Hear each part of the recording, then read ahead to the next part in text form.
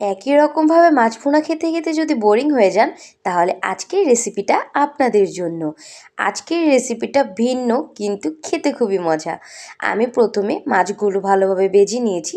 ভেজে নেওয়ার পরে সেই ভাজা তেলে সামান্য পরিমাণে পেঁয়াজ দিয়ে দিয়েছি। পেঁয়াজ দিয়ে পেঁয়াজগুলোকে ভালো করে ভাজা ভাজা করব। ভাজা ভাজা করার পর তার মধ্যে দিয়ে দিব সামান্য পরিমাণে আদা রসুন বাটা।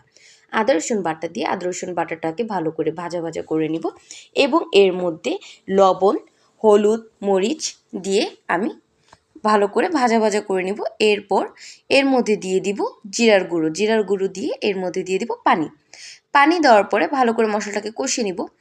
আজকের মাছ ভুনার সবচেয়ে বড় মেন উপাদান হচ্ছে ধনিয়া পাতা। ধনিয়া পাতা, পেঁয়াজ এবং কাঁচামরিচ আমি ব্লেন্ডার করে নিয়েছি, আপনারা চাইলে বেটেও নিতে পারেন। এখন সেটা মশলার মধ্যে দিয়ে ভালো করে কষিয়ে নিব এবং ব্লেন্ডারে থাকা একটু পানি দিয়ে দিব এটার মধ্যে। দেওয়ার পরে ভালো করে কষিয়ে নেব যতক্ষণ পর্যন্ত এরকম তেল না বেরোচ্ছে। তেল বেরিয়ে আসলে এর মধ্যে এক এক করে আমরা মাছগুলো দিয়ে দিব।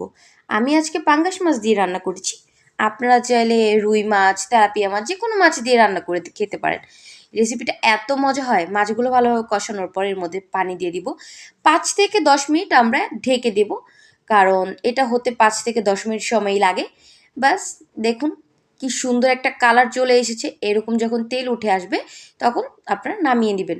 আমি এক্সট্রা করে আর ধনিয়া পাতা দেইনি, যেহেতু এটার উপাদানটাই ধনিয়া পাতা দেওয়া তৈরি করেছি আজকে। আর দেখুন দেখতে কত লোভনীয় হয়েছে। দেখি তো কার কার জিভে জলে